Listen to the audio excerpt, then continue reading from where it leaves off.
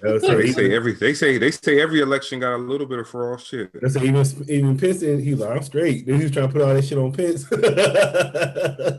Like, said if he would cool, have did what he's supposed to do, they wouldn't have had to do that. But come on, man. Exactly. That's what you got. When you win, you gotta win big, so they can't talk shit. Yeah, we on.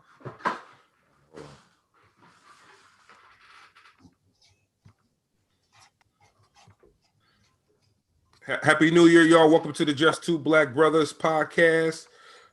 I'm DJ Pierre. That's my brother, Politickin. We joined by the homie LR Blitzkrieg. The Bad Seed couldn't make it today, but he gonna hold it down. What's good? I mean, I'm the real brains of this outfit anyway, so we don't need Bad Seed. We recorded that part. You know that, right? Man, listen. I know Seed for over 20 years. We play like that. We good. He know what? Oh yeah, he know what it is, huh? Yeah. I say yeah. I guess we could. This would be his doorbell. See you twisting something. Yeah. It's CBD, but the yeah. I said normally we'll go into who you are, but this is a special day, man. We had some crazy stuff jump off today, man. So I guess first things first, what you thought about all of that? Like just watching it. Today was super nuts. I can't believe it happened. I've been watching all of the social medias all day and just seeing everything unfold, man. It's like it's really an unprecedented time, and I think as bad as it is, a lot of it is good. I think a lot of it is good. I think a lot of it is just, exposing a lot of what we already knew to, to others that think that we lie into them all the time. Listen, it's not us. We're not the problem. That's not really it. And and seeing the disparages between how we are treated when we're protesting something just and real and problematic, and when somebody else is protesting or worse, something that is just their feelings are hurt and they didn't get their way.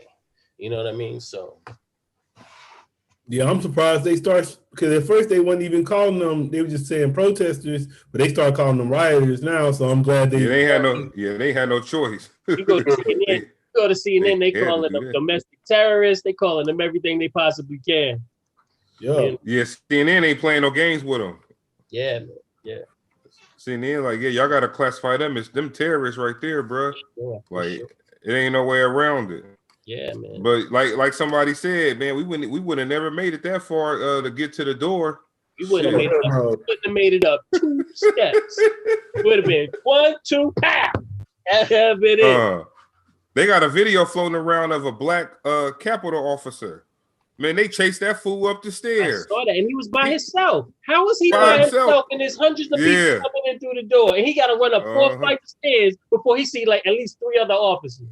Yeah. I don't blame. I mean, what he supposed to do with that? Like, I'm saying no. A white cop would have shot their ass. He was. I think he was. I don't blame him for running, but he should have had backup. There should have been backup everywhere. The government, when BLM was out there, they had the National Guard, they had the Army, they had the steps was covered with people with rifles. Before Black Lives Matter even got pistols. Right, no, rifles like this, you know what I'm saying? Yeah. Before they even got on the grounds. Today they was like, campus police handle it. Like what? Yeah. What are you talking about? So but like and if that was black people storming that building, that white cop would have feared for his life, like they say. And would have started shooting everything. He would have opened fire. Yeah. So, but some people saying, he should be fired. But I'm like, he probably shouldn't be fired. But he ain't had no. Plus, look, he probably wouldn't be able to use the fear for my life thing on that. Listen, they told those cops. They told all of those cops, you can't fire him. They told all of those cops, if you don't see a weapon, don't use your weapon. That's what they were told. That's what they were told, right? So he did his job and was trying to keep them at bay, and he didn't have no backup. He was calling for backup. He ain't getting none. So what else was he supposed to do but retreat? I'm saying, you don't think them dudes had weapons on them? That's what I was thinking. Like, I'm sure they did, but if he didn't see a weapon, he wouldn't have been in the right to shoot. Yeah. Oh, I'm saying I don't blame him because shit, he wouldn't have won that anyway, even if he would have tried to shoot him. He wouldn't have won that shit. You know them boys stay with guns on them. Yeah. They know, hey, long as he, huh? Yeah, tear gas and shit up in there. Damn. Listen, these people, the way that the far right and the QAnon people and the Proud Boys, they roll like a militia, man. They are heavily armed. They come from states where it's open carry. Mm-hmm. They train for shit like this. They ready for it. They arrested. Say what? No, I said they arrested the leader. Oh no, I say it's funny because this one dude, we both Marines, we former Marines, not former Marine Corps veterans. But this one guy, this white guy, he was on there talking to the press, and he was like, "Oh, the police are not taking care of us. We take care of y'all. We Marines, so now y'all don't take care of us, and we're not taking care of y'all." And then I was like, "Man, that shit crazy." It's all picked up. It's not like them dudes. A lot of them dudes be fucking CEOs of companies out there doing that shit, man. Yep. Yeah. And it's all good. It's all good until somebody doesn't intertwine with your ideology, right? Because if you think a month back, all of these people was like, yeah, we're for the police, blue lives matter, blah blah, this and the other. And as soon as they're not getting their way, now they want to go against the police, like F the police, right. It's just Trump now or whatever. So yeah, I seen a meme that shit said if America saw what America was doing to America, America would invade America and liberate America from America, nigga. That's super facts. Because that's the same shit we do. If another country was doing some shit like this and we didn't agree with what that country was doing, oh man, we got to start a conflict. We got to go help them people. Whether it was any of our business or not. Right. Going in there. Man, that shit was, man, the saddest part, fucking Turkey got a dictator, right? The dictator talking about, man, y'all need to be more peaceful out there. I saw it. He's like, stay calm, stay away from large gatherings. I was like, what? Wow. This shit crazy. Y'all let people get cut up y'all embassies and brought out in trash bags, and y'all telling us to calm down. That's some shit. But all right, Paul, you got it. Yeah. So man, just talk about where your hometown from? Where you from? Oh, I'm from Brooklyn, New York City. Oh shit, that's where I'm at. You in Brooklyn now? Yeah. Oh shit. Yeah. I'm over. I'm in Look. That's I'm in East Flatbush. That's tight. Yep. Fam, I might be around the corner from you right now. Like, wait. Hey, real quick, huh? You know what? Hey, I'm right off Flatbush and Snyder. Nah, you a little further. I'm like East 19th. Okay, yeah. By where church? Like the Q Train Church Avenue over there. Oh, yeah. Okay. Oh, you make that face. Oh, yeah. No. Because you across. Nah, if you hit, I can hit, like right now, because I'm at, the next block is Bedford. So I can hit Flatbush, the next street is Church. So once I hit Flatbush from Snyder, the next block is Church. I make that left right by the Q Train. Right there, going toward the Prospect. That's what's up. Yeah. Wait, you in the studio or at home? You look like a little studio. Get your little studio. This my little man cave studio. I got the whole setup in here. You say you a low head? Shit, you got it. I see the polo shirt. Yeah. I'm a little bit of low head, you know. Man, look, let me tell y'all a quick story, man. We got the stimulus checks. I got kids, so we got a couple dollars. So we went to Woodbury Commons on Saturday. And everybody named Mama was up there spending their little stimulus checks. I'm in the polo store. They had 40% off in there. She's like, go ahead, Daquan, run it up, Daquan. I wanted the sweatsuit because the sweatsuits ain't never on sale. So I was like, shit, man, I'm gonna grab a sweatsuit. But they ain't had no size. I needed extra large. They ain't had no extra large. So, man, it was some dudes. They was like, yo, grab these right here. This shit, the new drip right here. Nigga, I'm 40 years old. I'm like, oh, that's the new drip. I'm grabbing that shit. Nigga, I grabbed it, take it to the register. She was like, it was one pair of sweatpants. She was like $88. Yeah. Hey, listen, I'm gonna tell you. With the discount, I'm like, shit. I'm gonna tell you an old story. when I was like, I was maybe like a freshman in high school, right? My this girl I was talking to at the time, she used to like throw the bus trips out there. You know, like you get like you get the whole bus together, like they pay you to get on the bus and they go out there. So these two dudes from her neighborhood, she was from Crown Heights, right? So these two dudes from her neighborhood was like, yo, they had these bags. It's like, yo, take these bags real quick for me out, out to the bus, right? Yeah. And I don't know why, man, but my dumb ass did it, right? Yo, there was so much shit in that bag. If I would have got caught with that bag, I feel like I would have got a felony life. It was so much shit. But they had you drop it off. But I got my little cookie boots. I got the ground cookies. I was hype about that, but I got away with it. Everybody used to wear them shits. But yeah, them shits was $88. And you know what? I ain't want to look like I have it, so I bought them shits. I said I'm gonna have to go back when everybody there and return them motherfuckers when nobody in the store. So how you got involved with music? How did I get involved with music? Wow. My family has always been like super into music. My great uncle, my grandmother's brother, is one of Little Anthony Imperials. Rock and Roll Hall of Fame, Tears on My Pillow, like way back, right? Anyway, and then my mother's brother, actually Peppy, his name is Peppy Willie. He actually was Prince's first manager. Prince is actually like related to me because my uncle married his cousin, and he was super into music. And then my brother, who's a little bit older than me, my brother Wildchild, he started rapping with my partner GMS, and I just wanted to be down with them, so that's what really got me into it, and just kept going ever since from there. I mean, why hip hop? Yeah. Why did you choose hip hop?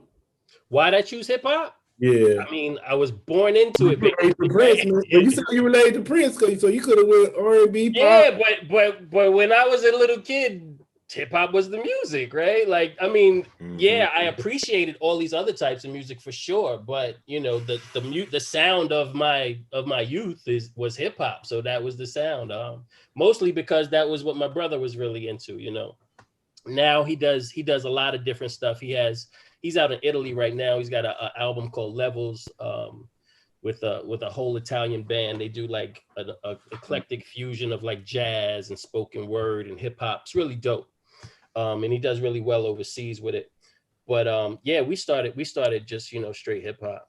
So then who's some of your favorite hip hop MCs growing up? Growing up, I think my first favorite was definitely Big Daddy Kane. Yeah, I like him too. And even when Kane and Rakim had their rivalry, for some reason I gravitated towards Kane before I did Rakim, and then afterwards I really got into Rakim. I'm about to say you had a losing argument. Everybody was on Rakim's side at first, right. So it was like, shit, if you a Big Daddy Kane, like, man, what the hell? I don't know why that was, but I think maybe he just had a little bit more character to him. Like Rakim was definitely, I think, and he had his punchlines were wittier. Rakim was just was a really dope lyricist, but Kane, it was like you could have some fun with his punchlines, and Rakim was like, yo, this is just dope but super serious. It felt like. Hey, Kane was a dancer too. You forget he used to dance. Yeah. That's his ass off. He did a move. Yeah. And then from there, I mean, like, shit. I think one of my biggest influences is probably EPMD and the entire Hit Squad, for sure. Yeah. I started a crew called The Plague, and in The Plague at any given time was, I don't know. I mean, are you from Brooklyn? No. I'm from Cali originally. Okay. Well, out here, there was a small underground label called Making Records, which was basically this in Clinton Hills, small, underground hip hop label. My best friend Pumpkinhead was on that label. Bad Seed was on that label. Jean Grey was on that label. At any given time in the studio over there, they had this place called the Macon Mansion. It's the little house that they had, run by the guy that ran the label OT and Ocean from Natural Resource, who used to be Jean Grey's partner. Right? You talking about Jean Grey? Yeah. At any given time, you know, Mos Def would be in there, Talib would be in there, DCQ, who's Mos Def's brother. Tons of people were just in and out of the studio all the time. Midi Mafia, who did a lot of shit for 50, they were always upstairs making beats. And that's where I met Bad Seed. And this is like shit, I would say almost like 20 years ago. You know, and it was a dope little collective. We weren't a part of it. We were just there to support our friends, because one of, again, my best friend Pumpkinhead was part of that label over there. You know, you guys know about PH. He's since passed about 5-6 years ago. Yeah, I would say actually, I remember him because I was actually trying to get an interview with him, like, but it just never happened. But yeah, I remember him. You were saying y'all was best friends? Yeah, we went to junior high school together. And me and him actually, you know, we probably did our first like couple little bullshit rap shows together. And you know, we just kept making music the whole time. I was on, you know, quite a few of his albums and shit. So how would you describe your sound to people? How would you describe my sound to people? I don't know, man. It's definitely not what the kids are doing today. I would say that, but it's really it got a New York feel though. Yeah, it got that New York feel. It's definitely an amalgamation of a bunch of my favorite MCs, who I would say are Jay-Z, Royce the 5'9", Pharoah Monch, Black Thought, and then, you know, just the people I grew up around. That, you know, I think everybody pulls from somewhere. Whether you have your own sound or not, you definitely get your influences from somewhere. So it's lyrical. I love lyrics. I love cadences. I love playing with words. You know, so. What you think about what Young Thug said about Jay-Z? You saw it? You got to go on my Instagram page. I made a whole video about that. But he tried to clean it up, but it was like, trying to clean it up, but he said it. The point is, he said it, right? I don't care about the cleanup. I care about what came out your brain, you know, at the first instance. And you can't, and you ain't no way you can clean it up. Like you can't. I mean, you could probably say, all right, the new generation probably don't do that. No 30 Jay-Z. Because somebody told me he meant, oh, no one knows 30 Jay-Z songs. They can recite them at a concert, but they can recite his. I'm like, even if they can't, you just don't say no shit like that, right? You know, he's been in the game long enough to know and have enough media savvy, or even a little bit of media training, to know that, like, that's just the dumbest shit in the world for you to say something like that, man. Like, I don't know 30 Young Thug songs. I don't know. Hell no. Hey man, I could probably hum one, and I wouldn't even know the name of it. Nah, if you told me to name one song right now verbatim, I couldn't. That's weird. I'm like, oh, you guys shit. I mean, what, 2 weeks right before that, he was like, I don't listen to, I don't know nothing about no Andre 3000. It's like, yeah. What is one of his songs? I don't know one of his songs for real. Like the name of it, I couldn't tell you. I know him because I remember he was copying Lil Wayne, and every time he was coming out with the bars. So he had Barter 1 and 2, all that shit. Instead of Carter, yeah. But then he was wondering why Wayne wasn't fucking with him. Really. Yeah. Like, bruh, come on. You know why he ain't fooling with you. Then he had them songs, like, he had an album where he was in that dress, but every song was, like, named after somebody. So it was, like, Floyd Mayweather, Rihanna, Bill Gates. But I don't really know no real song he got. I can't name you a song like that. Yeah, it was just one of them bad, just made a bad move, man. It's like, all right, you I ain't even trying to diss him. I just really can't name a song from him right now. I had to look. Let me look to see what he got. It was a viral moment one, but that wasn't it. That wasn't it. Yeah. Nah, it's a bad way to go viral, huh? Yeah, I saw Von Miller girl put him on blast. I felt bad for her because I like Von Miller, man, but he was saying some crazy ass shit to her on the mess. Like, this is a thing, man. People gonna put you out there if you give them, like, if you in that type of limelight, you just gotta. It's hard, but you gotta be perfect, huh? Who's Von Miller? Von Miller on the Broncos. What he do? Nah, I guess they broke up, but this nigga. Nah, it was his girl. They broke up. So the nigga mad. So he sent her a message like, "I hope you have a miscarriage." But like, it's like, damn, nigga, y'all just broke up. Like, you mad like that? He was on some. So then he was like, she was like, "Oh, that's how you feel." He's like, "Man, can we just fucking make up?" She was like, "Man, fuck out of here, nigga." Like, he was going in. He said the gang of like messages back to back talk about fuck her, what he gonna do to her. But it's like, nigga, you can't do that. That's like, you not think. That's almost like when people do shit and go to jail, they don't think. You ain't thinking, bro. She finna put all that shit online. Yo, you could not be famous, say some crazy shit and get screenshotted and go viral for it. So just imagine if you Young Thug, like, you can't say no flagrant shit like that. Yeah, they put you on TV on the front page. So we got this. We got, like, she sent us 3 songs. So that's a new project y'all working on, or that project already out? I think she sent us the let me see what she said. I think Riot, La Bamba and Riot Music, Julius and La Bamba. Yeah, on we put out La Bamba, the first single, I want to say like November 20th, and it did really well. And then on Black Friday we put out the whole project. It's just 6 joints called the Sixers, me and Bad Seed. And the reason it's called the Sixers is because we're both born on February 6th. So we just thought it was a cool name, right? Oh, that's and what's up. Came up with a whole concept of what the Sixers were and what it meant and shit.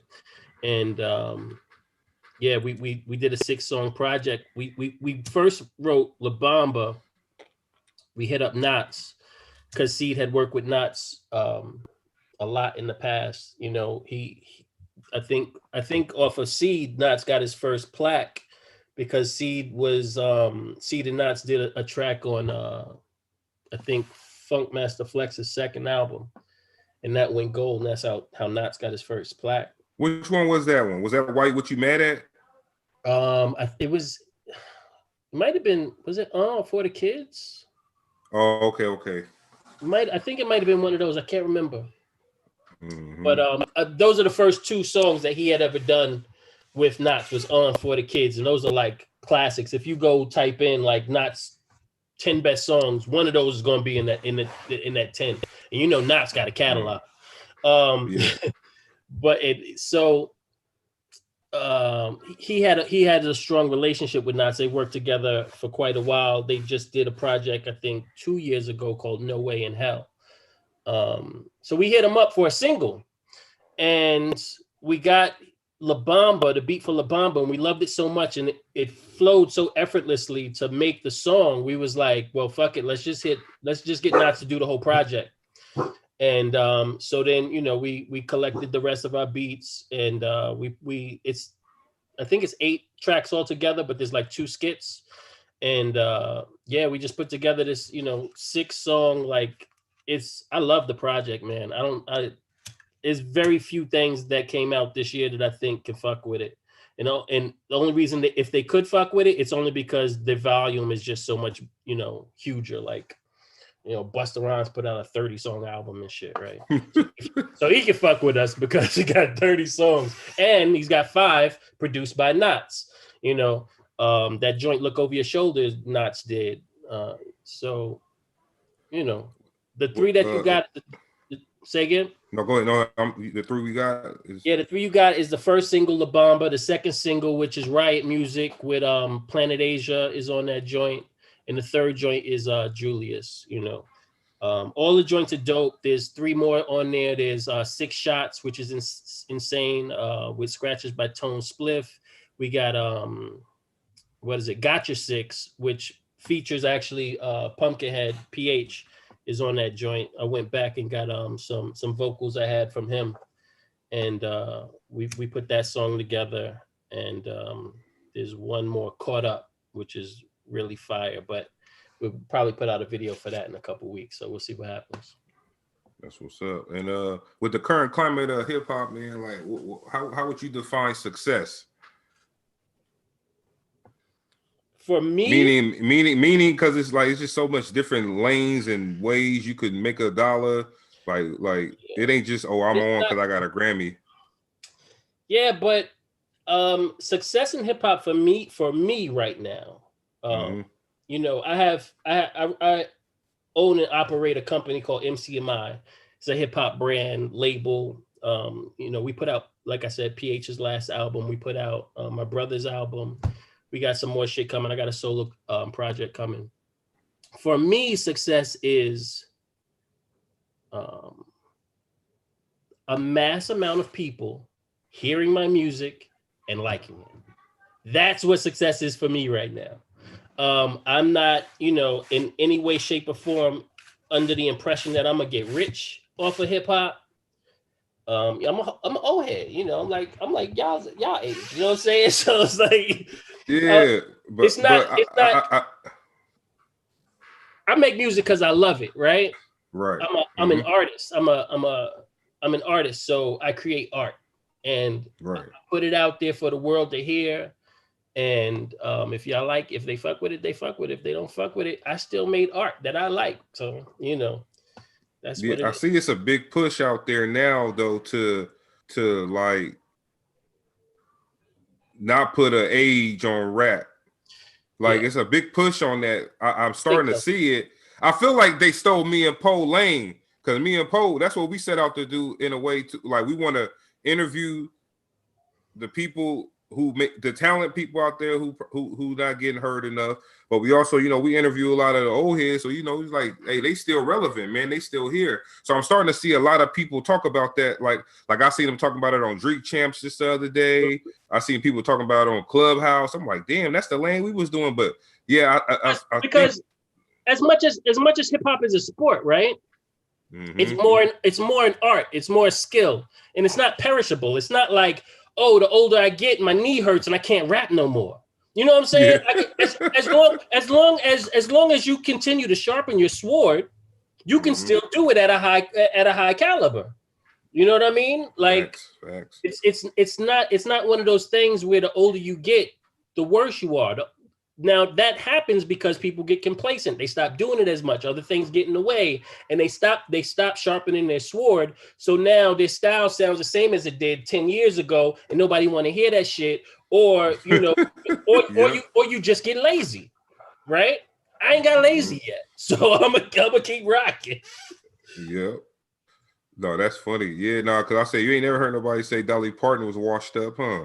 Yeah. People like, nigga, how you gonna say Dolly Parton washed? That shit don't even sound right. But they'll say that shit about like DMX or he washed up now. Or any artist, right? Like, yo, all of Pablo Picasso shit was trash after he turned 40. Like, what are you talking about? That shit don't make no sense. But yeah, I see people, they starting to put a little push toward, you know, giving them their roses now. You know. It's good, man. You know, I think the climate is because of the internet and social media, and even because of COVID. I think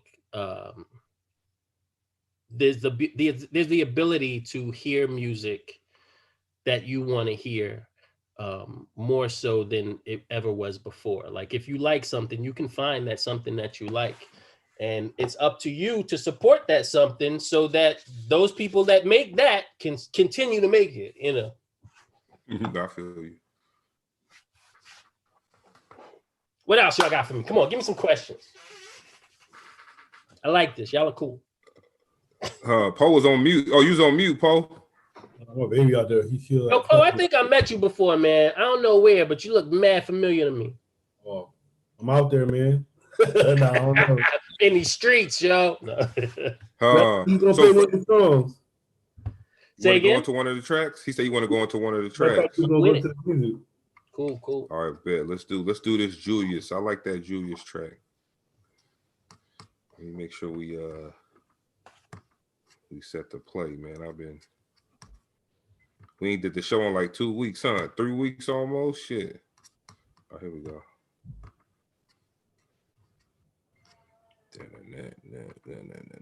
Got my speaker on.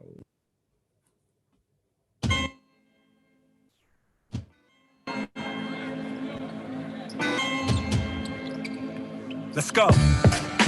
Red 11's on my 1-2. You gon' give it up if you don't want to. Spirit of Jordan, but I ain't gon' front, dude. Feeling like Julius Erving and I dunk too.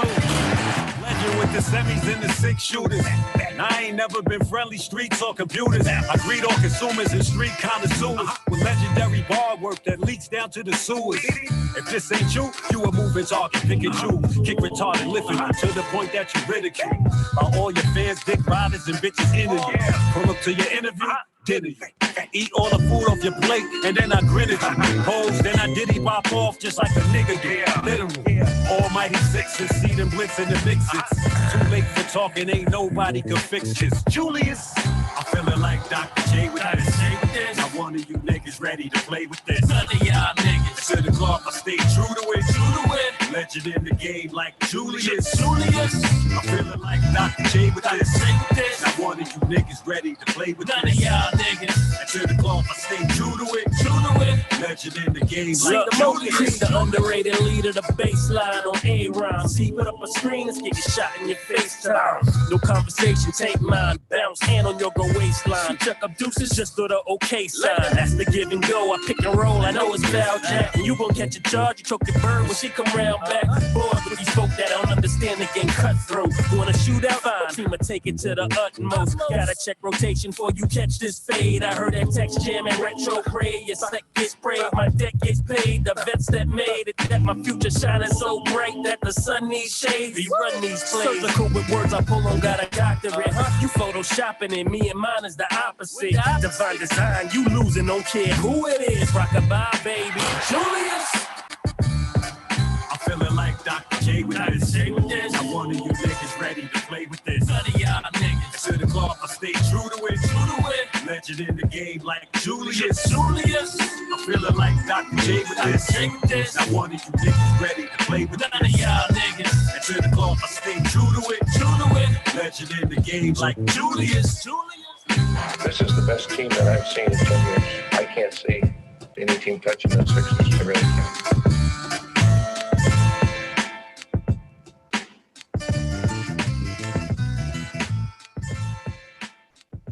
Yeah. Beautiful. Thanks, bro. Yeah, I say that's just rap right there. You Yeah, know? I love that shit. I remember when we got the track, I had no idea what to do with it. And see, he hit me one day. He's like, "Yo, I got a hook," and he hit me with that Julius shit. And I was like, "Wow, I would have never went there with it, but now that you did, all right, let's really go there. Let's go in, yeah." So I wrote but that's why I say you could tell artists though. Yeah, you know? And I don't know if you could tell, but every line, every bar of my verse has a basketball reference in it. Like every single bar, right? And I was just like if you that's one that I did very technically. So like you really got to go through and hear all the bars. Like, you know, what is that shit I said? Krieg the underrated leader, the baseline on A-Rhyme. So the baseline, right? Krieg the underrated leader.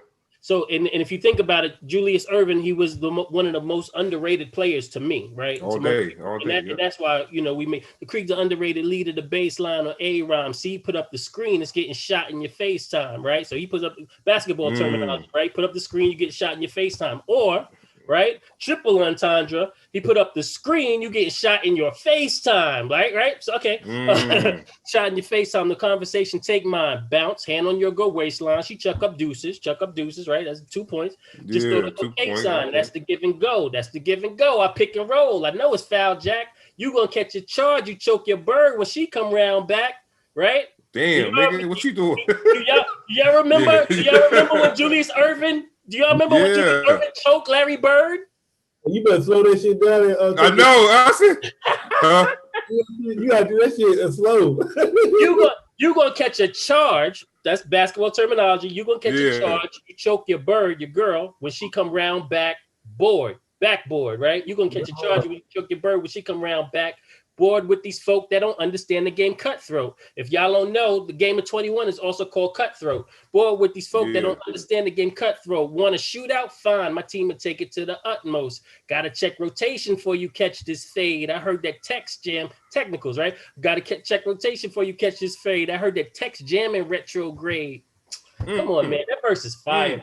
Yeah, that shit hard. Hey, your C said, pull up to your interview and dinner you. I was like, nigga. Hey, come on, man. Y'all just going in on there. Let me talk about that dude for a second.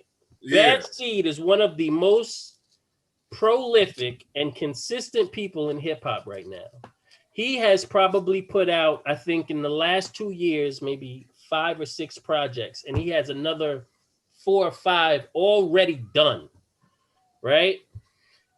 Just yesterday, he went in and recorded another 6-song EP. Like, he's nuts with it. And I don't think people are really giving him his props and his respect for like how dope he is and at such a high clip that he's like releasing this music. You know, so I'm just happy that me and him, after all this time, we finally got together and did this project.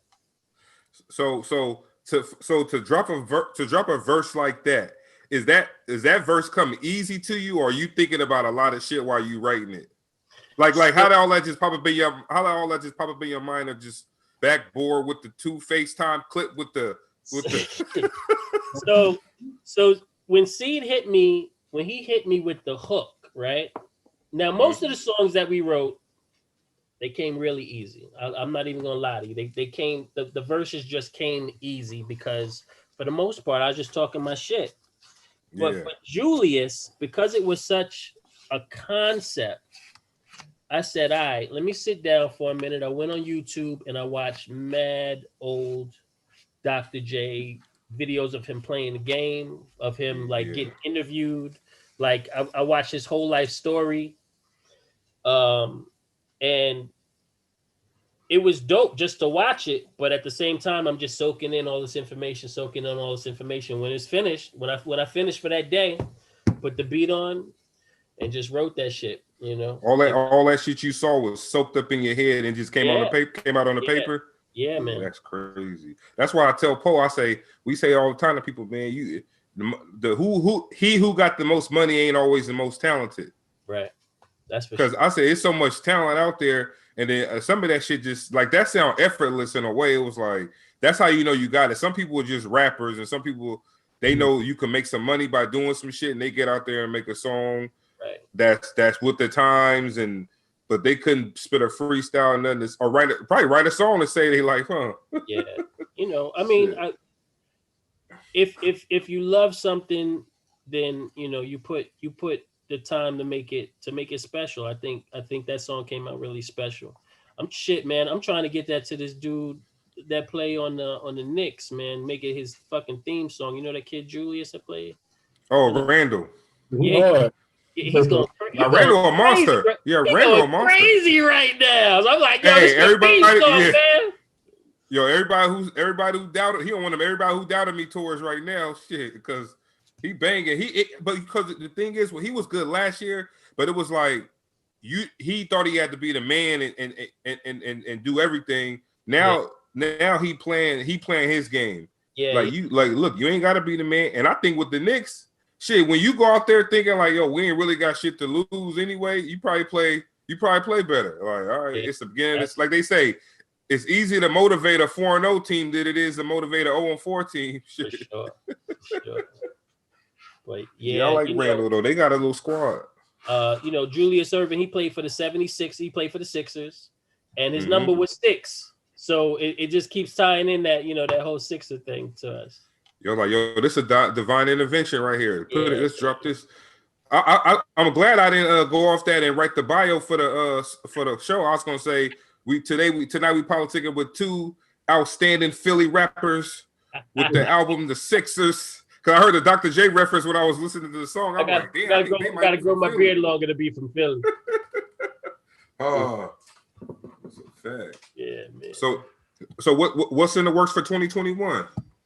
Well, he's got a couple new projects. He's got this one called Devil's Rejects coming out with him, Honey De Niro, and Stuck B, Sean Price's brother. I think that's his. I think he pushed that. He might have pushed that project back to March. Supposed to come out in February, but I think he pushed it back to March. He's got something else that he's working on because he's just always putting out music. Me, I really want to. I think this project is special, so I really want to make sure everybody gets a chance to hear it before I put something else out. But before the end of 2021, I would say even before the summer, I'm probably putting out my solo project that I've been sitting on forever, called Out of Nowhere. And it's super dope. It's mainly produced by this kid named Nestle. He's a really dope battle rapper, and also he's an amazing MC out of Atlanta, and just a super producer. He produced most of the album. I got a couple other tracks on there. One from my brother Wild Child. One from Hezekiah. I might get. Oh, I got one from UG. I don't know. I put out a single. Like, I'm still gonna put it on the album. I might even remix it. But UG did this. He did this track for me, called "In These Streets" with me, UG, and Mr. Live. That's like really fire. So that'll be on there. But yeah, man, I've been sitting on this music forever, so I just want to put it out. What's up? Hopefully we get to actually perform this shit, because we're actually as dope, as incredible as we are as MCs, we're even better performers. And I just want to get out there and, like, perform the shit for people. Yeah, it's a hell of people from the White House resigned already. I know. Yeah, I saw that. I saw the. How many people? Well, it says the chief of staff and former press secretary, deputy press secretary. Oh, yeah. Wow. White House Social Security. Yeah, I was talking. Yeah. Hey, one of the dudes on CNN was like, he was talking to one of like Trump's top people, and he's like, Trump is out of his mind. He said that. He was like, he said, ever since he lost the election, he can't get it off of he can't stop thinking about it. And I really think he's lost it. And like, it's all falling apart. He ain't been the president since he lost.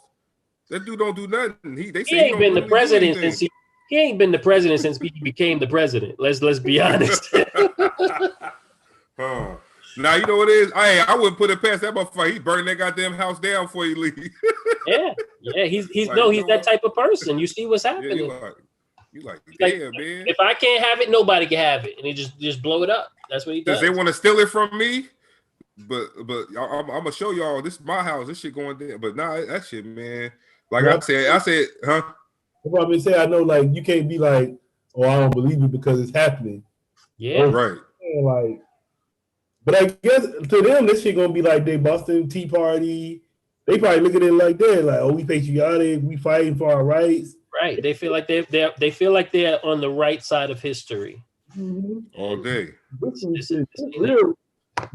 shit for a long ass time. Ain't no shit like this ever happened before. It's crazy. So now it's like, since they did this, they think they can get away with other shit like that. You know what I'm saying? They're telling what the fuck going on now. Yeah. Yeah, what they got planned, right? Yeah. The crazy thing is, like, all these people, whether they know it or not, first, Trump don't give a shit about them, because most of them people out there was poor, and he don't care about no poor people. He only care about him and his friends, and he only cares about his friends because of what his friends may be able to do for him later, right? Mm-hmm. And once you can't do something for him, it's obvious he'll throw you in the garbage. He don't care about nobody. Yeah, like he did Pence. Right. He did Pence like that today. Every single other person that was working for him since he became president. He'll talk great about you until you cross him, and then he'll throw you in the garbage. But man, you gotta understand, you gotta see how that shit probably feel to somebody like Pence though. Like, you had to spend 4 years of your life defending all this fucked up shit this dude did, because that was just part of your job. You gotta defend him. You gotta agree with what he say, even though that shit go against everything you probably stand for. The one moment. Yeah. In the last 2 weeks, there's only 2 weeks left. Right. The one moment he say, you know what, man, I can't do that. Like that's just some shit that it's just huh? Like you a coward. Yeah, he called him a coward. Wait, hold on, guys. Hold on. I got Seed on the line. What's he talking about? Yo, what's good, bro? What up, man? Shit just got out of orientation. Man, we doing this interview. What's going on? You getting in here or what? I could jump in. Can he jump in? Yeah. Oh shit! I sent you all the info. All right, well, I'm gonna be in a dark car. We don't care. We don't care, man. Get in here. Hey, pull up to the interview and dinner you. Word, pull up to the interview and dinner you. All right, so I'm right now. The info is where. All right, so I'm gonna go look at the info now. Give me like 5 minutes. I'll be in there in a minute. Bet. All right. But yeah, so it's like, yeah, he did. Yeah, I said, man, because Pence knew, all right, I can't really stop this shit because, like, come on, man, that I don't know, I don't like shit like that because it's like when people laugh at the boss.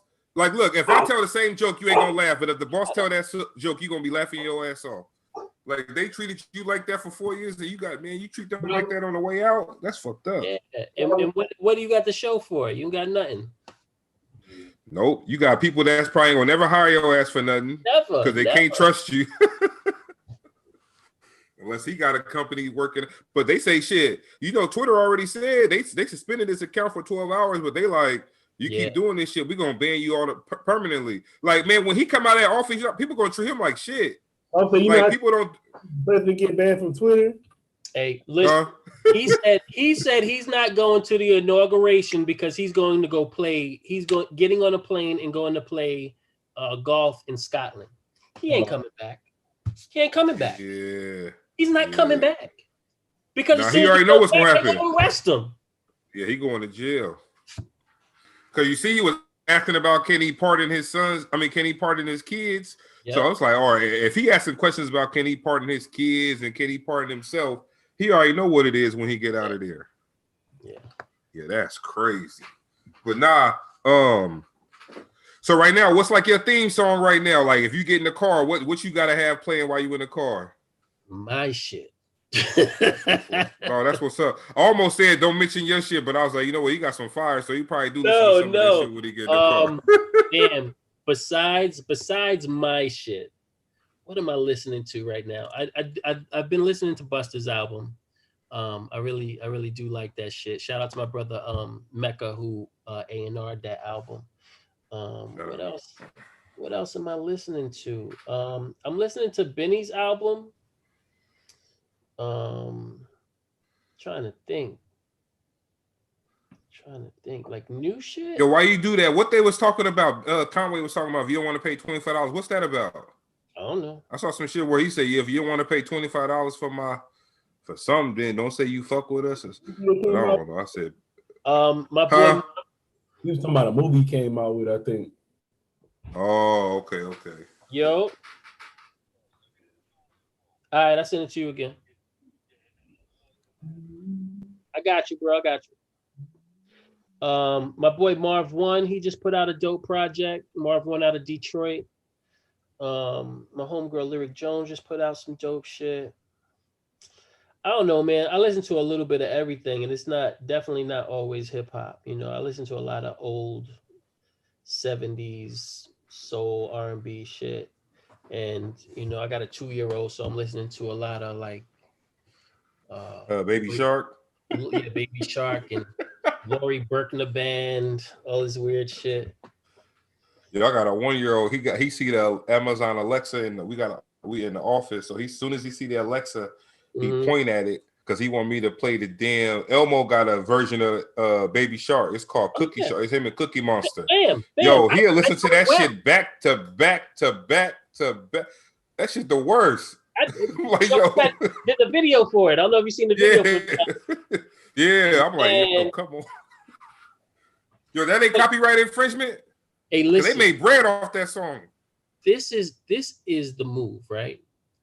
Who listens to music on repeat more than toddlers? No one. not a soul. You can make so much money just making toddler music. Because when they stream that shit all day. Right. How many views that Baby Shark shit got? Yeah, it's like I forget, like 100 billion views or something, like something nuts. Fuck. I'm talking to y'all. I gotta see this Zoom info. Okay. Yo, I just picked this up. I just picked this record up. Where you said I gotta put it, Paul? In the middle? Yeah, I just picked up the Chronic, man. Well wishes to Dr. Dre. That's not your first Chronic, right? No. I saw the album in Best Buy. I said, damn, I'm gonna buy that shit because I didn't know they sold. I didn't know they had it in a vinyl that they still sell right now. That ain't gonna cost me like $200. So because if you buy the original Chronic, they gonna charge you bread like $500 for the album. You still play vinyl? I bought a Bluetooth record player from I got the Sam Cooke, the Portrait of a Legend album. Nice. So yeah, man, I don't know. You play that shit, sipping on some think about all the bad shit that happened to you. Cause Sam Cooke, he had range, man. He talk about everything. Yeah. I was always contemplating whether or not we should press up some vinyl for this project. And I think it'll do well overseas, but maybe not so much here. You know. Is it cheaper to press up vinyl right now? Is it cheaper? You can get vinyl pressed up for not a lot. I'll say that. Or even some companies will pay for the vinyl if they thought they're going to get it back on the back end. But and how could the listeners, how could they follow you? What's your social media and all that? I'm at LR. You got them in? Okay. Yeah. I'm at LR _Blitzkrieg everywhere. Instagram, Twitter. I think on Facebook, same thing. LR _Blitzkrieg. On Clubhouse, same shit. If y'all I just followed you now. Yeah, I'm still trying to understand that shit right now. The main place to follow me and this man right here who just got on Bad Seed is follow us on the DSPs, your digital service providers. If you listen to Apple Music or Spotify, look up our names, the Bad Seed, LR Blitzkrieg. You'll find the Sixes EP. You'll find everything else that Bad Seed's put out. Beating people in the head this past like 2 years. I got a couple singles on there, other shit. That's the main place I'm following. But follow me on Instagram too, because I'm really funny on there and shit. I see the pull up team single. That was the latest you just dropped. Yo, what's up? Talking to you, see? What's good? I'm here. Pardon me being in the dark. I'm on my way back to the hotel. I should be there any second now, so it'll be some light in a minute. What's good? He said you in Sacramento? Yeah, I'm out in California right now.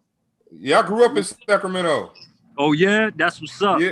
Yeah. I'm in Brooklyn right now. I live in Brooklyn now, but I grew up in Sac. Oh, all right. Yeah, that's what's up. Yeah, I like it out here, man. It's nice. That shit quiet, but it's dead a little bit though. Yeah, man. I don't know what y'all talking about. What y'all talking? Well, y'all talk about that whack album we put out. You talk about that whack album we put out. We was talking about how dope my shit was and how like you was like kind of like Yo, Blitz, did you tell him how you wrote all my rhymes? You ain't tell him that. I told him I wrote most of them. I ain't say all of them. Okay. Yeah, like what Blitz would do. Blitz will write like the first line and then I come back and finish. Make it rhyme. And then and then he go, I thought I told you that we won't stop, and then I delete that shit, and then we put it. But yo, I wrote all my own ad libs though. I wrote my ad libs. I wrote them down. Hey, like, come on. He did say we ain't need you in the beginning. I wrote those. You know what I'm saying? No, that's what's up. Hey, man, glad to have you on, bro. Thanks for having me. Thanks for having me, man. Blitz is holding it down for both of y'all, but Blitz, that's my guy. That's my guy. I couldn't ask for a better partner. You know what I'm saying? When I'm jammed up, you know, Blitz hold it down. So salute the Blitz, man. Love you to death, boy. You already know. Yeah, we played that. We just got through playing that Julius, man. Yeah, y'all went in on there. Yeah, that's one of my favorite joints on the project. You know what I mean? Julie, well, I'm pretty sure he told you. Me and him, both our birthdays is February 6th. So we called ourselves the Sixers. You know what I mean? And, I'm a big Jordan fan, LeBron, Magic, all of that. But, Julius is unsung. You know what I'm saying? Like, yeah, facts. People don't never bring Dr. J up. They don't bring Julius up. So, we wanted to shout him out. Plus, he wore the number 6. You know what I mean? So, So shout to him, man. Yeah, man. And, hey, will anybody ever be better than Jordan? I don't think so. I think Jordan is the greatest, man. I mean, that's just my opinion. People got arguments for who they think is in, and it is what it is. There might be somebody eventually, but so as of he ain't born yet. He's not born yet. A complete player, like offense, defense, shooting. No, because there's somebody being born right now, that will be able to do a backflip from the half court line and dunk, and then land in the splits.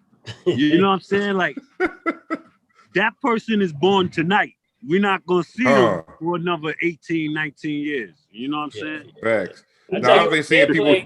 These fucking kids can't play for shit. Who? Word. Jordan's kids, they trash. And the funniest thing is this new player I'm telling you about, he's a hybrid. He's probably going to be like 4'11". He's going to change the game. Watch. He's a hybrid. Watch. The real shit, look at Manute Bol's son. He balling the fuck up. He big as hell, too. Yeah. Manute Bol's son. Yeah. Manute Bol's son's probably about 3'2". Nah, he played. That nigga's name is Bo. It's a parallel universe. No. See, that nigga play right now. His name is Bo. Bo. That's crazy. He got two names. The nigga dribble like Kyrie, though. He got handles, too. Yo, listen, for the rest of 2021, I need y'all to call me Corey. Or Bad Seed. You know what I'm saying? I'm not. There gotta be something in there. Listen, I'm not answering to one Corey, bro. I worked hard for my second Corey. You know what I'm saying? Real shit. Yo, real quick too, I want to shout you out because I seen that you mentioned the pull-up team record. That's Honey De Niro. Honey De Niro, that's my artist, 6-Man Entertainment. Dope shit. She got the dope record out right now. Pull-up team, produced by Team Demo. I'm on it. Illa G's on it. DJ Premier's been going crazy. He been playing it, going crazy. He played it again last night. You know what I'm saying? So shout out to everybody that's been supporting that record too. I gotta put that out there, man. Yeah, shout out. Illa G ain't Illa G on the he on the Soul Perfect joint. Sean Price. That's my shit. Yeah. Fact. Yeah. Fact. Yep. No, that's my shit right there, man. So I was talking to Blitzkrieg, man. So we asked you the same thing. So how he told us how y'all met. So how long you been rapping and how'd you get into it? I've been rapping since 1988, man. Facts. And who inspired you to pick up the mic? I came home from school one day. No, actually, it started in class in junior high. 8th grade. The bums was in there rapping at the lunch table. And I'm looking at them like, come on, man, I could do this. But I didn't really try it, right? But I was noticing all the girls was standing over there. That's when rap really first started, so the girls were like, ooh, you rhyme, make my name rhyme. Oh, yeah. Make my name rhyme. Stuff like that. So, of course, that's what I wanted. That's what I wanted to do. All day. But then I went home and I saw Big Daddy Kane. I saw Ain't No Half Stepping. Then I saw the symphony. I said, oh, that's it. I'm doing this. It's a rap, huh? And I wrote my first rhyme. I remember I said, come, step into my kingdom. you're a scavenger in search of a crumb. That's all I remember. That was 88. Oh shit! Yo, see, this is crazy because we just had that same conversation, right? And in my first big influence when I was talking to him, I told him was Kane, and we never even had this discussion before. We never had this conversation, cause yo, man, I seen Kane, and you know, Kane was from Brooklyn. You know, we from Brooklyn. Kane. Louis Ave, you know what I'm saying? And that might be part of the reason why, for me at least, and maybe for you too, see that it was Kane before Rakim. Like I was in the game before I was in the Rakim. Yeah. I ain't gonna lie, my dad was in the Rakim. I remember my dad had the Paid in Full and the Follow the Leader album in his collection. You know what I'm saying? I remember looking at it like, wow, what's this? He had Jazzy Jeff and the Fresh Prince too. And to be honest with you, I liked Fresh Prince before I got into Rakim. You know what I'm saying? Like, I'm gonna keep it real. I just did. Like, I don't know what it was, but then it was something about that mystique Rakim had. You know that drew me to him too. You know what I mean? So back in 2003, was y'all team Nas or team Jay? Jay-Z. When the Stillmatic and the Blueprint came out. I'm from Marcy Project, so Jay-Z all day. Oh. Okay, yeah. I'm from Marcy Project. All right. I mean, shout to Nas. You know, Nas is definitely an influence, but you know, we gotta go with the borough, man. You know what I'm saying? Hey, listen, I'm gonna tell you this. They said Super Ugly went too far. I say it didn't go far enough. Fuck that. It's a battle. What? We going all the way there. We going all the way there. Hey, Poe, I remember Poe said he couldn't wait to put that Jay-Z couldn't wait to put that shit out. He knew he had some bars for him. He couldn't wait. Who? Cause he dropped that Jay-Z couldn't wait to put Super Ugly out. Because he knew he had some shit. Son. He knew he had something. You wanna know some funny shit? Let me tell you some funny shit, bro. Yesterday, I was watching on YouTube. I had seen it before, but it was an interview. Carmen, Nas's baby moms. She was on Vlad, and I watched that whole interview. I had seen it before, but I watched it. And you know, Vlad gonna get down to the get down. So he was like, yo. So you know, they went into the whole thing with Nas when she first got with Nas. Look, and the whole shit with Nas or whatever, and then he started asking her, yo, so you was dating other people in the business? She was like, yeah, Nas was cheating. She was like, I was cheating. She was like, I was cheating with a couple people in the business.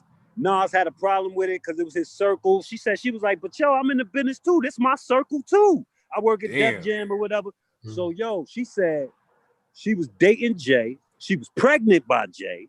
Lost the baby. All that, bro. I was like, this. Wow. Jay ain't know she was pregnant until after she lost it. Yeah. Word.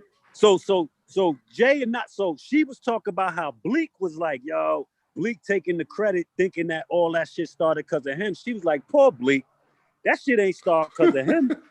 That shit started because of me. She was like, yo, how that shit been bubbling before all of that. Yeah.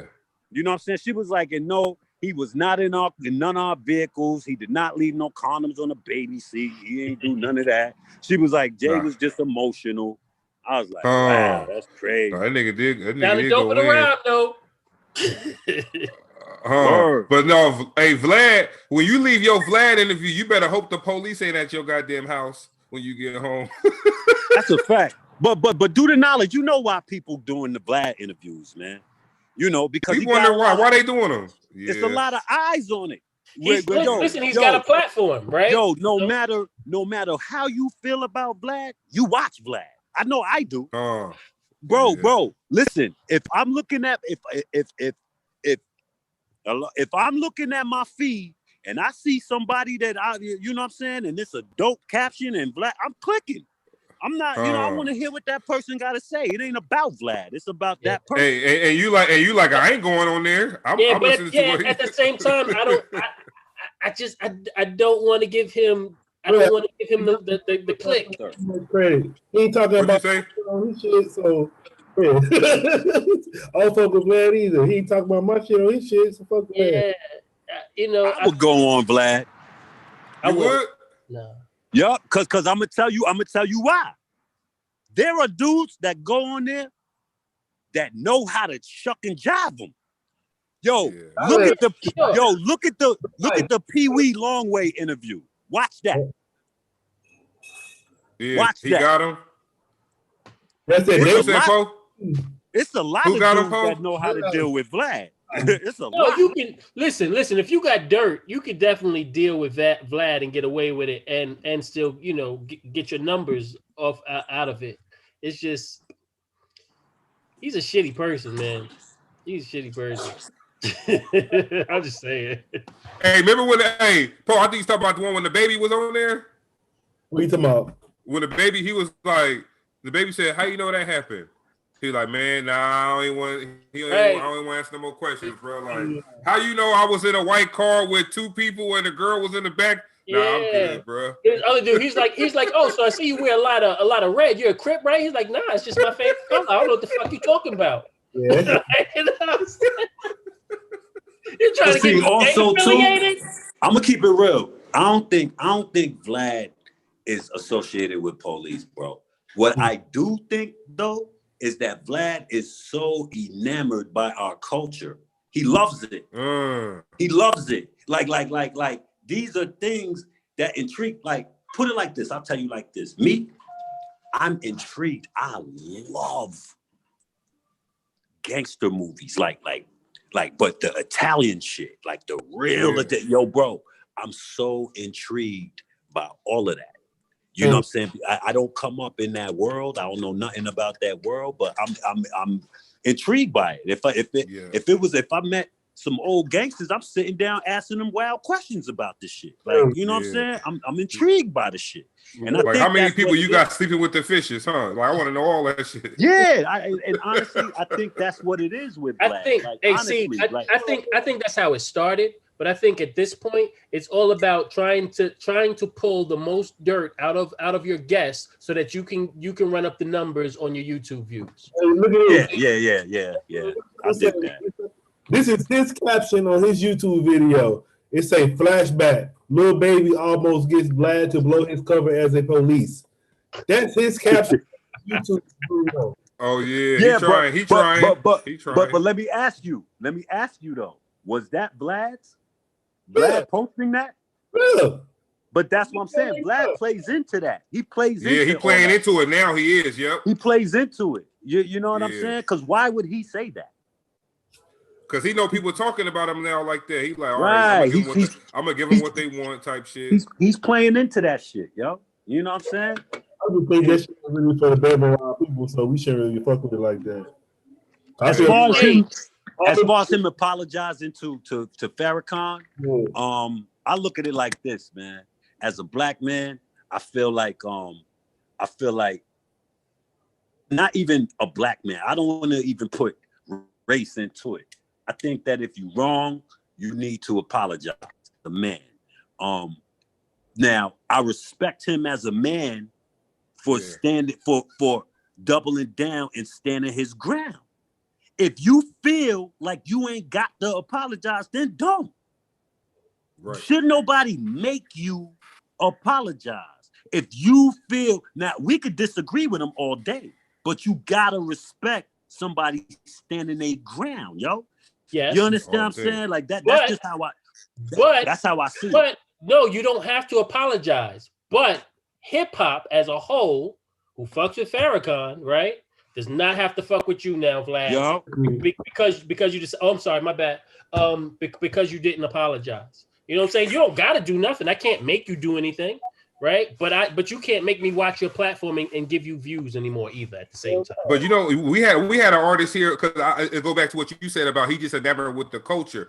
We had an artist on, and like it's funny how around the world people, like, we had a dude, he ain't never been to the US before. He a rapper, he do reggae, white dude. So we like, okay, all right. He's so enamored with what we do that he talk regular. He talked regular and used rappers as his way to get his point across in a way. Like it was kind of funny because we asked him. He's like the game. I think what we asked him, Paul. Paul, what we asked him, somebody he was talking about his. Oh, he said he stopped. You caught that, right? Yeah, he said he stopped. Stupid. He said he stopped rapping because his grandma died, and his grandma his grandma raised. He said, "Yeah, my grandma raised me, so I after she died, I didn't want to rap no more. My grandma raised me, kind of like how 50 Cent's grandma raised him. Like what? Right. Well, but it's like that's the only way he can get us to understand what he was. Communication had to do with a rapper each time. That's crazy. It was like damn. We was like damn. Like that shit hit us like okay, people really because he lived in Austria. Mm. And I said, man, you been to the U.S. before? He was like, never. I never been there before, man. I love 50 Cent. I love shit like that. So, like Poe say, you might as well say black people raised you then. Yeah. If that's how you get around and communicate. But and that brings us to another topic. Like we had Frederick Starr on, and he was talking about people who feel like it ain't a such thing as being washed up because like he said. If they fuck with me in Russia, if they don't fuck with me in the U.S. no more, but they fuck with me in Russia, I'm putting all my music out in Russia now. I'm doing all my shows in Russia. I'm doing all my exactly. And just to not to cut you off, but to add on to that, that's a huge thing. Yeah, is that people the perception of America and it's deeper than just music. Let me tell you something. Before I started going overseas and doing tours and doing shit like that, you couldn't have told me that America wasn't the motherfucking shit, that our money was the shit. Yo, bro, I went to Europe. I gave them $100 to convert. They gave me like $30. Our money don't mean nothing, bro. Only in third world countries, right? So with that being said, we walk around with this stigma that we the best and we this, that, and the third. Bro, we don't even take care of our own. Yo, in America, to be an artist is tough because there are no fans here. Everyone does what you do or knows someone who does what you do. Damn. So with that being said, you gotta take your show on the road. Yeah. You have to. Yo, if you're not thinking about getting your shit to people outside of the United States, you've killed yourself. Because on the real, there are no fans here. No. We grew up in New York. Bro, New York is the hardest place in the world to do a show. I know this because I performed everywhere. Every corner of the globe, I did a show. And I will tell you, New York City is the worst because niggas will stand there. They could love your shit. Just play it. Still and stand there and look at you like this. Why? Wow. Because they rap too. And they boy next to them raps too. Y'all might share the same studio, or y'all might have the same producer, and it's just too much. That's why it's not even just that. I mean, that's definitely a part of it, but it's just like we just got too cool. We got too cool to be fans. You know what I mean? Like every place else, you can still be a fan. You can still enjoy it. You can still enjoy somebody else's shit. But here, it's like nobody wants to be. They want to be fans, but they don't want to act like fans. It's weird. Yeah, I seen a meme. It said people don't support you because they feel like they can do what you do already, or they feel like they better than you, or so it's hard for them. It's hard for them to get behind it. What's up, Cadence? That's incorrect. A lot of times, motherfuckers won't support you because they mad because they can't do it. They can't. And yo, ain't nobody gonna ever tell you that. It's human nature. Right. We do it. Yo, we do it without knowing we do it. And it's a lot of times it's not even intentional or with malice intent. It's human nature. It's just the way you are, huh? It's human nature because you know the work you've put in. So to see somebody else, you might not even think or take into account the work they put in, but you just know the work you put in. So you're like, yo, damn, why them? Yeah, that's what happens. It's man, damn, that's real shit. I think I do that shit with comedians. I tried to be a comedian at one point, And like, nigga, I'll laugh at my shit, but I ain't even laughing at nobody else shit. Bro, we all do it. We all do it because I'm like, that shit ain't funny. Human. We all do it. Hey, you know how many when rappers, I move, you know how many rappers I see? I'm like, what? Are you stupid? Like what? I will chew them. Like, why are they? You know what I'm saying? Why they on like that? Why you on? Hey, when I moved to New York, man, my father-in-law, he kind of played me though, because he knew I was doing a little stand-up shit. So there's a high school here in Brooklyn. It's called Nazareth. And my brother-in-law was going there. They was getting ready to close it down, so they was doing a comedy benefit show to try to keep it open. So my father-in-law, man, he want to act like he know everybody and shit. So he told them niggas, he told me, hey man, go to the comedy show, tell them I sent you, man. You gonna go on first. So I'm like, all right, bet.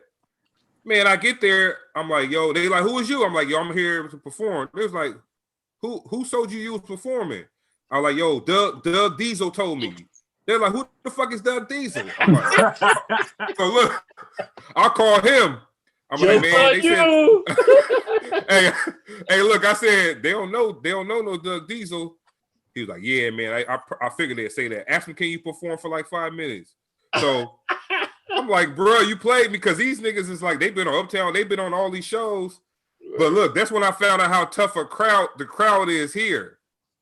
Because I was doing my shit I was doing in California, that niggas rolling around laughing. I do it here, they staring at me like. Facts. Because if they don't know you, it ain't funny, right? Facts. Now, the same, like, Mark Lawrence could say my joke, they'll probably laugh. Facts. But since I'm saying, and they don't know who I am, they like, oh, that shit ain't funny. I don't like shit like that. And the game is like that. I think I put up a meme today. Something was like, you have to be famous for people to support you. But how do you get famous if people don't support you? No, because the thing is that the people that's gonna support you are people you don't even know. Yo, on some real shit, I want to give a shout out to all the people, and it's wild because during the course of being an artist or whatever, you meet people. You meet people, straight people that you wouldn't even have a conversation with in any other setting. You know what I'm saying? And I've noticed that a lot of people, especially like on Facebook and stuff like that, that's been following me for a long time, I've noticed that they're more supportive than anybody that's close to me. You know what I'm saying? And they make it known that they support it, and they pride themselves on supporting. And I don't know why that's such a lost art. I really don't. Yeah, I was gonna ask you where you like Poe. We talk about this sometimes, but where you think all that stuff stem from? That's like slavery days, because like they say they always pit us against each other back then too. The problem is like especially with hip hop is first of all it's super competitive anyway. So being that's the root of where we came from, that is competitive nature. That's gonna happen.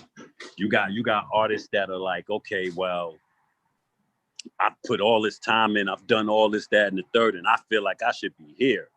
Why is this person doing this? Why is this person doing this? I need support. Then you got artists, you do a feature with somebody, and then the artists don't even support or promote what you paid them to do. Right. So that's a problem in itself too. Like I pride myself on this. Like when somebody pays me for a feature,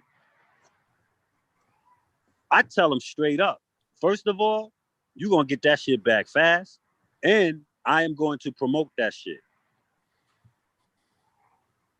My thing is, a lot of artists might not want to promote something because they're already promoting something, so it might throw their thing. So I get it. But I would rather you just tell me that instead of just not promoting my shit. You understand? After I paid you. It's a stupid way to think, because there's enough room for everything. People are going to gravitate to what they like the most, right? So if you got something now and I got something now and I promote both of those songs, right? It's not going to stop them from liking my song. It just means that they may like your song too. They might fuck with both. And if they don't, they'll like one or the other. At least I got somebody's song played or got some more spins or whatever. Look, man, my socials, I promote everything that I like. I support all my people if I like it. If I don't like your shit, I ain't putting it up. I'm not gonna diss it, right? But if I know, we know a lot of rappers, right? And every day I'm posting somebody else's shit. And I'll put out an album, you know, and like he said, like all the people that I don't know is putting that shit up all over the place. And then the people I do know be like, damn, yo, like, man, I just did a show. Because secretly, those people that you know, they really don't want you to pop. Nah, I listen, man. I know what the game is. It's no big deal to me. I'm still a fan of the music, right? So I'm going to continue to show that I'm a fan of the music. I'm not just an artist that is that thirsty and that hungry to get on that I'm going to dead everybody else's shit in anywhere near me to think that all the light's going to shine on me, because that's not how the world works, right? Like there's way too many people out here with way too many different thoughts and ideas, and you know the way you rap may make this person like your shit way more than it likes my shit, or they may like both things. That's just what it is. As long as I do my job and make the art that I think is great, I got no problem promoting anybody else's thing at the same time or not. It's not hurting you. That's not how most people think. We know that, but you know, at the same time, we should play some other Sixers shit. I'm just saying. Yeah, we're gonna do that. We're gonna play that whack shit. Nah, what we gonna do? Cause Poe gotta go anyway. Poe wife, man, she about to have a baby like any second. So you having another one? Yo, that Sixers shit cool. But you should mute that Bad Seed dude. Mute him. Just play Blitz's part. Hey, Seed, I'm glad you made it, bro. I'm glad you made it. Yeah, me too, man. All right, so yeah, we'll do that. We're gonna run into. I think we gotta. Well, we gotta check into the hospital tonight. Probably tonight. What? Yo, congratulations! His wife having the baby. It's your second. It's number 2. Word. You know what it is? A boy. It's a boy. Congrats. You got 1 and 1. Congrats, yo. Congrats. Yeah. That's what's up, man. Say it again. Say it again. What you say, Poe? His name is Corey. Right. I know he didn't get that shit. I had to keep saying it for a minute. Nah, hey, what? All right, so we got a little bit of time. So because what we normally do what we doing on the show, man, we having an artist, like if they could drop a 16 for us, and we're gonna have a freestyle series mixtape coming out. So if one of y'all want to drop a 16, we could do that. Then go into the ride. We're gonna go into the La Bamba actually, and then we'll ride out.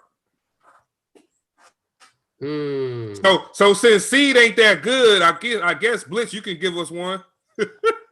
You hold on. You talk about over a beat. Nah, just give us. Nah, I'm outside this shit. Nah, it don't gotta be over. It don't gotta be over a beat, because we're gonna play him acapella freestyle. Blitz already went. Oh yeah, Blitz. Yeah. Blitz did go, because Blitz did break down his verse on the Julius track for us. Yeah. I broke that down. So yeah, it's your turn. It's on you. It's on you. So bro. what? You want me to rap, or you want me to break down my Julius verse? Yeah, break down. Break down your Julius verse for us. All right, I don't even remember how the verse go. How it start?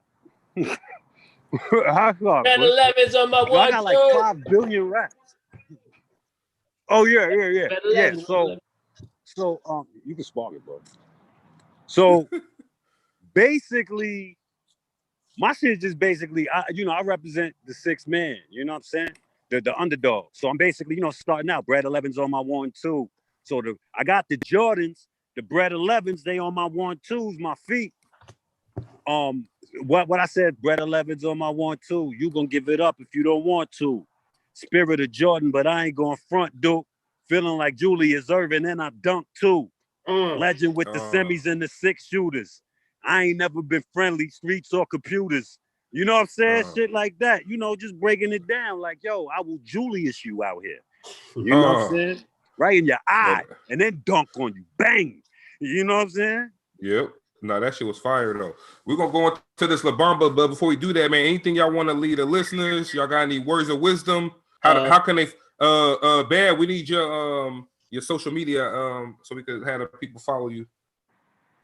Yo, real quick, salute to everybody. Thanks for everybody. Thanks to y'all for supporting the Sixers. Honey De Niro's album is out right now. It's called Retribution. It's everywhere. Make sure y'all go get that. Fire. I got an EP coming out probably in a couple weeks. I record that bitch in 2 days before I left. He told us about your impeccable work ethic. Yeah, man. We got 3 on there produced by J.R. Swift. It's crazy. You know what I'm saying? That's coming out. We got Devil's Rejects coming. Me, Honey De Niro, and Stuck B. We assume the roles of the characters from the movie Devil's Rejects. It's a concept album. It's crazy. That's coming. That'll be in March. You know, we working, man. We gonna get Blitz to finally put that Detox out. You know what I'm saying? You got a song with Usher? Say what? You got a song Blitz with Usher? got Detox. That's Dr. Blitz. No, I was looking at it like you had a song with Usher. Or is that... See, you got a song with Usher. You got a song with Usher? Yeah. Yeah, you do. All right. Yeah, it's old. Y'all can find it. It's on YouTube. You look up. If you look up Usher featuring Bad Seed, it's called Ride. Yeah, I just saw that shit. I was looking at it while we was talking. I was like, damn, got a joint with Janet? You got a joint with Janet? Yeah, I got a joint with Janet Jackson. I got a joint with Usher. These are old though. They old. The Janet record ain't on YouTube. I have it though. I be promoting that shit every day. Yeah, I have it though. I got a story. I got a story about Janet Jackson, but I'll save that for. What's the Janet song you got with her? It's called Pop Up. It ain't on YouTube. Yeah, it ain't come out. I have it. I do have it. But you know, I got a story about her, but we'll save that. Shimon. Yeah, Shimon. Yeah, say that. We're gonna go into this Obama, man, but we're gonna ride out. I'm gonna let that play while we ride out, man. Poe gotta go do his daddy shit. So listen. Poe, super congrats, man, on that. Yeah, man. Once again, the Sixers EP is out. Me and Bad Seed. Yes, produced by Knots Raw. Yeah, produced by Shout out Knots. We have if you go to either one of our socials, either at LR_Blitzkrieg or the Bad Seed, and you go into Oakland not too far, LA. The bio. I love there's a flow page link in there. It's flow.page/the Sixers that'll take you to all of the socials, all the DSPs. We got the video for La Bamba out. It's a really dope animated video. It looks like an anime. I don't know if you guys have seen it yet, but it's got like over 50,000 views. It's doing really well, and you know, that was the first single and really what structured the whole project. So, you know, we're gonna push that. I know some people that want to listen to some. I heard the songs. I know some people that want to listen to that, so I'm gonna push that out to them tomorrow. I'm gonna link y'all, man. Some dudes that I think y'all. Hey, what's their names? Poe, Prime City, and Def Soldier. Yeah, little niggas. Yeah. Yeah, man, they nice, bro. They out in the Bronx though. We interviewed them. They cold. So nice. I said, yeah, we trying to link some stuff up with y'all, man. And have y'all come on after y'all drop the next projects. Come back on and talk to us. For sure. What's up? All right, for sure. All right, I'm about to hit them with that La Bamba, man. Y'all be easy. Thank you, man. Y'all be good, man. Word up. Yo, Blitz, love you, boy.